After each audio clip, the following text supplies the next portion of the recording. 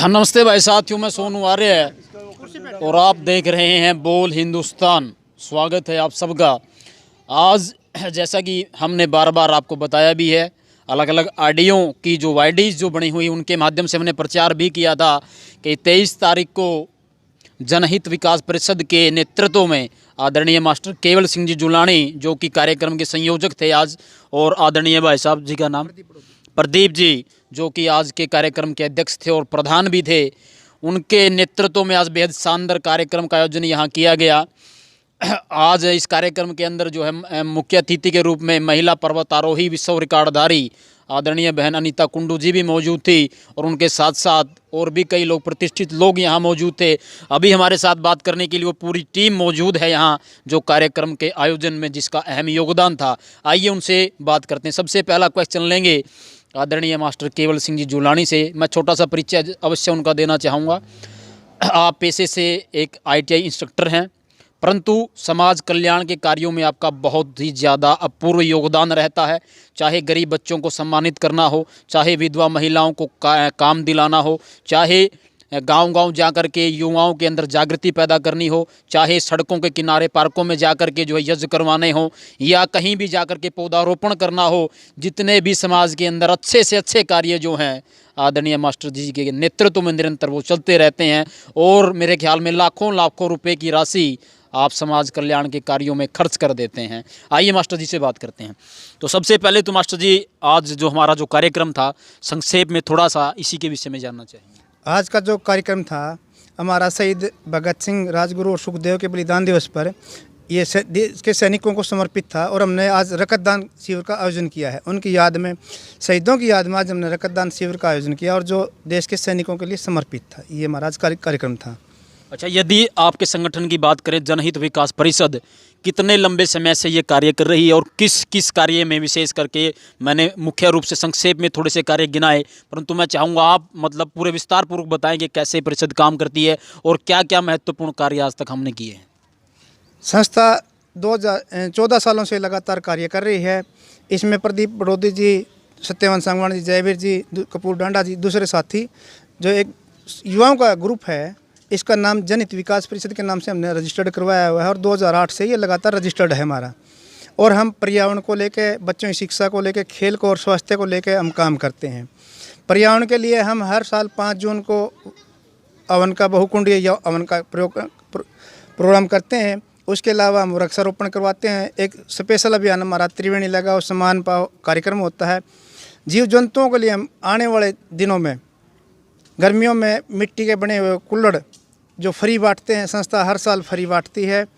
Organic के नाम पर जो काम किया जा रहा है संस्था द्वारा, हम आने वाले मई के महीने में हम बीज बांटना शुरू करेंगे और कम से कम 1000 किसानों को हम बीज बांटते हैं हर साल। ऑर्गेनिक, उसमें घिया, तोरी, सब्जी के बीज होते हैं और हम वो फ्री में देते हैं और खेतों में लगवाते हैं। खेतों में जा के लगवाते हैं। साथ ही हमारे गांव, सभी गांव से, अलग अलग गांव से हैं और गांव में खेतों में लगवाते हैं। जो खेत में काम करने वाला उनको देते हैं हम ये। और हम चाहते हैं कि हमारा देश जहर मुक्त खाना खाए, तो कम से कम हमारे बीज का ये फ़ायदा है, जब लगता है एक दिन तो कम से कम वो एक परिवार जहर मुक्त खाना खाता है। ये हमारा विशेष अभियान रहता है। बच्चों के शिक्षा को लेकर हम विभिन्न सरकारी स्कूलों में प्रतियोगिताएँ करवाते हैं। पेंटिंग प्रतियोगिता, भाषण प्रतियोगिता, गीत प्रतियोगिता करवाते हैं और हमारे पदाधिकारी वहाँ जाते हैं और बच्चों को सम्मानित करके उसी टाइम सम्मानित करवा के आ जाते हैं। ये हमारा बच्चों को अच्छे संस्कार पैदा करने के लिए विशेष अभियान रहता है। दूसरा हमारा जल बचाओ अभियान है। हम बच्चों को मोटिवेट करते हैं, स्लोगन लिखवाते हैं कि भाई यहाँ टूटी कम चलाओ, टूटी खुली मत छोड़ो, नहाते समय खुले नल से मत नहाओ, डिब्बे का प्रयोग करो। ये हमारा विशेष जल बचाओ के लिए कार्यक्रम रहता है। आदरणीय प्रदीप जी बड़ोदी, जो कि इस जो जनहित विकास परिषद जो बनी हुई इसके बड़े अहम सदस्य हैं, एक क्वेश्चन उनसे भी ले लेते हैं। प्रदीप जी, आपसे हमारा साधारण सा सवाल यही है, आज जिस कार्यक्रम का आयोजन यहाँ किया गया, विशेष करके रक्तदान शिविर का, रक्तदान शिविर की यदि बात करें, देश के अंदर सबसे ज़्यादा मौतें आज सड़क दुर्घटनाओं में होती हैं और इसलिए होती क्योंकि लोगों को समय के ऊपर रक्त नहीं मिल पाता। ऐसे में ऐसे कार्यक्रमों का आयोजन कितना महत्वपूर्ण मानते हैं? मैं आज जो शहीद भगत सिंह बलिदान दिवस है, उस मौके पर जो परिषद ने रक्तदान का आयोजन किया था, वो मेन मोटो वही था कि जो असमर्थ हैं उनकी सेवा की जाए, ब्लड डोनेशन कैंप लगा के, ताकि उनकी ज़रूरतों को पूरा किया जाए। ज़्यादा से ज़्यादा समझ वो ये सेवा हम लोगों तक पहुंचा सकें। अच्छा, मास्टर केवल सिंह जी जुलानी से एक और क्वेश्चन यहाँ लेते हैं। मास्टर जी, आज समाज की अगर बात करी जाए, प्रत्येक व्यक्ति स्वार्थ पूर्ति के लिए आज लगा हुआ है। समाज कल्याण तो बहुत दूर की बात है, परंतु जो लोग समाज कल्याण के कार्यों में भाग लेते हैं चढ़ बढ़ करके, उन लोगों के ऊपर भी ऐसे ऐसे लोग आक्षेप कर देते हैं जिन लोगों को ये भी नहीं पता कि समाज कल्याण होती क्या चीज़ है।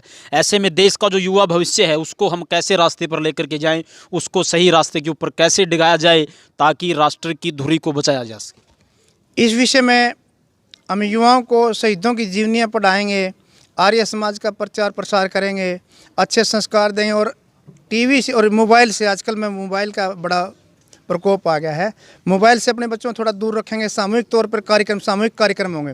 आजकल तो शादियों में भी इंडिविजुअल कार्यक्रम होने लगे। जन्मदिन में देखता हूँ, बच्चे का जन्मदिन पे माँ बाप और एक बच्चा, 3 ही आदमी होते हैं, चौथा दादा दादी भी नहीं होते वहाँ। बड़ी शर्म की बात है, अपने बेटे का जन्मदिन मना रहे, दादा दादी पास में, फ़ोटो भी नहीं खिंचवा रहे। फेसबुक पर देखता हूँ मैं कितने लोगों को, तो हम कटाक्ष भी करते हैं उन लोगों पर। हमें समाज में ताना बना बनने के लिए पड़ोसियों से संपर्क करना चाहिए। हम बात करते हैं विदेशों की, विदेशी, पाकिस्तान में ये हो गया, पाकिस्तान में ये हो गया। अरे हमारे साथ वाले घर वाला पड़ोसी हमारे, उसके साथ क्या बोल बतला है। पाकिस्तानियों से तो पहले हमारे घर में यदि कुछ दिक्कत आएगी तो वो आएगा हमारे पास पहले। तो हमने अपने संस्कारों को छोड़ दिया। दादा नहीं रहा, चाचा ताऊ नहीं रहा कहीं समाज में, मामा नहीं रहा, फूफा नहीं रहा, सब अंकल हो गए, रिश्ते नाते भूल गए बच्चे। मैं तो कहता हूँ बच्चों को इतने अंग्रेज मत बनाओ, हमारी संस्कृति में रखो। फूफा है तो फूफा को आओ, ताऊ है तो ताऊ को आओ। कई बार मैं बच्चे कहते हैं अंकल जी नमस्ते, मैं कहता हूँ बेटा मैं तेरे पिताजी से बड़ा हूँ और मुझे ताऊ को, मुझे गर्व महसूस होगा कि मेरे भतीजे ही हैं। अंकल में तो किसी भी अननोन आदमी को अंकल कह दो आप, चलता है। तो हमें अपने कोशिश करनी चाहिए कि हम संस्कृति को बचाएं, और संस्कृति बचेगी तो देश बचेगा, नहीं तो हम पतन की तरफ जा रहे हैं, ये मेरा मानना है। अच्छा, परिषद के द्वारा आगामी कार्यक्रमों की क्या रूपरेखा बनाई गई है? मतलब गर्मी जैसे आ जाएंगी उसके लिए, या कुछ और भी युवा निर्माण के लिए क्या योजनाएं हैं? आने वाले समय में 5 जून का कार्यक्रम हमारा फिक्स होता है, हर साल करते हैं। हवन का कार्यक्रम रहेगा, उस दिन बीज भी बांटे जाएंगे, उससे पहले भी हम बीज बांटने शुरू कर देंगे। और दूसरा हमारा ये है कि हम मिट्टी के कूलर बनवाते हैं। आजकल कुछ लोग लोहे के, स्टील के बर्तन देते हैं कि पक्षियों के लिए पानी रखो। मैं कहता हूँ स्टील के बर्तन को जब हम छत पर रखेंगे, गर्मी की वजह से बर्तन ही गर्म हो जाएगा, पानी कहाँ बचेगा उसमें। तो मिट्टी के बर्तन हम बांटते हैं और आने वाले समय में ये शुरुआत हम करेंगे। दूसरा, हम बरसात के दिनों में, जब बरसात शुरू हो जाएगी, अब बरसात शुरू होने से पहले जून के अप्रैल के लास्ट महीने में हमने जो पिछले साल पौधे लगाए थे उनमें सब में निराई करेंगे और 2 बार पानी डलवाएंगे। 15-15 दिन के गैप में सभी पौधों में पानी डलवाने की कोशिश करेंगे। जहाँ जहाँ हमारे साथियों ने पौधे लगाए हैं सबके लिए ग्रुप में मैसेज छोड़ दिया जाएगा कि सभी उन पौधों की निराई करें और उनमें पानी डालें, ताकि वो पौधे गर्मी में ना मरें। और आने वाले समय में और ज़्यादा पौधे लगाने की हम कोशिश करेंगे। अच्छा, चलते चलते जो है देश की युवा पीढ़ी, भारत जो है विश्व के अंदर सबसे ज़्यादा युवाओं का देश है। मैं चाहूँगा इस मौके के ऊपर शहीदी दिवस आज है, उन माँ भारती के वीरों को भी कृतज्ञता हम नमन करते हैं। और ऐसे अवसर के ऊपर मैं ये भी चाहूँगा कि 2 शब्द आप जो है देश के युवाओं के नाम संदेश अवश्य छोड़ें।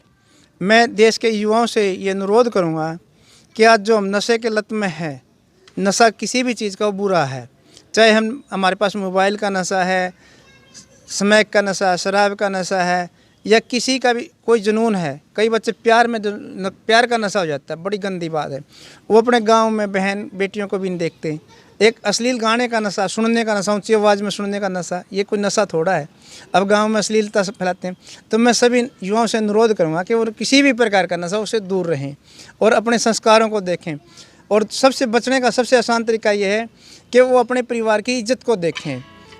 उस परिवार की इज्जत क्या है, उसके पिताजी गांव में क्या रेपुटेशन, उसके दादा कैसे होते थे गांव में, उसको देख के काम करें। यदि वो काम उनको अच्छा लगे तो करें, नहीं बुरा लगे तो उसको छोड़ दें। ये मेरा युवाओं से अनुरोध है कि वो अच्छे काम को करें और देश के उज्ज्वल भविष्य में अपनी हिस्सेदारी निभाएं, देश के अच्छे नागरिक होने का सबूत दें। चलिए, धन्यवाद, बहुत बहुत धन्यवाद आपका आदरणीय मास्टर जी। धन्यवाद जी सोनू भाई, आपने यहाँ हमारे को अटेंड किया, आपका बहुत बहुत धन्यवाद, आपकी पूरी टीम का धन्यवाद। तो साथियों, देखते रहिए बोल हिंदुस्तान। हम झांझ में उपस्थित थे। अभी जो है किसान आंदोलन से हमारे पास बार बार फ़ोन आते रहते हैं। अब वहाँ जाएंगे और वहाँ से किसानों के मुद्दे को फिर दोबारा हम उठाएंगे। देखते रहिए बोल हिंदुस्तान। धन्यवाद। साथियों, ज़्यादा से ज़्यादा हमारे वीडियो को लाइक करें, शेयर करें, कमेंट करें और चैनल को सब्सक्राइब करना ना भूलें। धन्यवाद।